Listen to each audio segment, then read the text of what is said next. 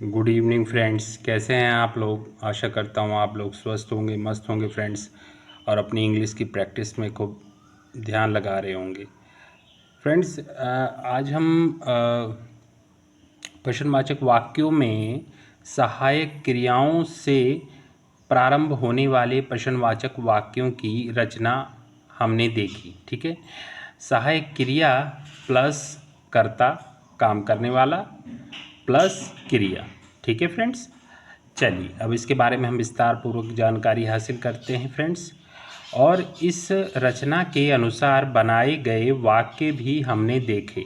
ठीक फ्रेंड्स, ये शुरुआती दिन हैं। थोड़ा धीरे धीरे जिस प्रकार से हम इस बुक्स के अंदर आगे बढ़ते जाएंगे उतनी ही ज़्यादा हम इसमें परफेक्ट होते जाएंगे। ठीक है फ्रेंड्स, बस ये है कि ये 10-15 मिनट की वीडियो होती है फ्रेंड्स, इसमें थोड़ा आप अपनी कंसिस्टेंसी बनाए रखिए और मेरे द्वारा कराए गए जो भी सेंटेंसेस हैं उनकी प्रैक्टिस कीजिए फ्रेंड्स। तो डेफिनेटली आप जो है धीरे धीरे इंग्लिश समझने, बोलने, लिखने सब लगेंगे फ्रेंड्स। ठीक है फ्रेंड्स, चलिए ध्यान दीजिए फ्रेंड्स। और इस रचना के अनुसार बनाए गए वाक्य भी हमने देखे, लेकिन जब सहायक क्रिया में एक से अधिक शब्द होते हैं, जैसे will be, will have been, will have been, तब ये सभी शब्द सहायक क्रिया के स्थान पर नहीं आते। सहायक क्रिया के स्थान पर अर्थात कर्ता से पहले इनमें से एक ही शब्द आता है और शेष शब्द कर्ता के तुरंत। देखिए फ्रेंड्स, बहुत ही इम्पोर्टेंट चीज़ है। बस आपको थोड़ा ध्यान देने की आवश्यकता है। जब आप ध्यान देंगे तो आपको सारी चीज़ें अपने आप ही क्लियर होती चली जाएंगी। बस ये है कि आपको समय देना पड़ेगा। ठीक है फ्रेंड्स, चलिए बाद आते हैं। ध्यान दीजिए, इस नियम के अनुसार क्या वह जा रहा होगा, इस अपूर्ण भविष्यकाल के वाक्य का अंग्रेजी अनुवाद विल बी ही गोइंग नहीं होगा। ध्यान दीजिए, क्योंकि तब कर्ता से पहले ही से पहले दो शब्द हो जाएंगे। ठीक है, इस स्थान पर एक ही शब्द चाहिए। अतः सही वाक्य इस प्रकार होगा, विल ही बी गोइंग। ठीक फ्रेंड्स, अब चलिए और आगे देखते हैं सेंटेंसेस। इसी बात को ठीक से समझने के लिए नीचे दिए हुए कुछ और वाक्य देखें। क्या वह यहाँ आ रहा होगा, विल ही बी। ध्यान दीजिए, देखिए विल बी जो इस सहायक क्रिया है इसके बीच में देखिए कर्ता आया है। ध्यान दीजिए, विल ही बी, फिर क्रिया कमिंग हेयर, क्या वह यहाँ आ रहा होगा। ठीक है फ्रेंड्स, चलिए इसी प्रकार से हम और सेंटेंसेस देखते हैं फ्रेंड्स। उसी प्रकार देखिए, क्या वह वहाँ गया होगा, विल ही हैव। ध्यान दीजिए, बीच में कर्ता आया है, सब्जेक्ट। विल हैव जो हेल्पिंग वर्ब है फ्रेंड्स, उसके बीच में देखिए कर्ता आया है, will he have gone there. ठीक है फ्रेंड्स, थर्ड फॉर्म का इस्तेमाल हुआ है। क्या वे वहाँ पहुँच गए होंगे, will they have reached there. ध्यान दीजिए, दे, वे के लिए दे। ठीक है फ्रेंड्स, तो क्या वे वहाँ पहुँच गए होंगे, will they have reached there. ठीक, उसी प्रकार क्या तुम बहुत देर से इंतज़ार कर रहे हो, have you been waiting for long. ध्यान दीजिए, हैव बीन जो सहायक क्रिया उनके बीच में देखिए कर्ता आया है। ठीक, फिर वेटिंग फॉर लॉन्ग। ठीक, वो फ्रेंड्स जो रूल्स आपको बताए गए उसको ध्यान रखिएगा बस। ठीक है ना, अब वो रूल्स क्या थे, वो जो मैंने आपको बताए थे उस पर आप ध्यान दीजिएगा। देखिए ये रूल्स थे, देखिए सहायक क्रिया प्लस कर्ता प्लस क्रिया। ठीक है फ्रेंड्स, इसी प्रकार से हमें धीरे धीरे करके आगे बढ़ना है फ्रेंड्स। अब देखिए एक बहुत ही इम्पॉर्टेंट चीज़ हमारे सामने आने वाली है, और वो है देखिए डू डज डिड। ठीक है ना, अब इन सहायक क्रियाओं का हम देखते हैं कैसे प्रयोग करना है। काल नामक अध्याय में हमने 12 कालों की 12 रचनाएं सीखी। ठीक, इन 12 रचनाओं में से केवल पहली दो रचनाएं ही ऐसी हैं जिनमें सहायक क्रिया नहीं है। ठीक है ना।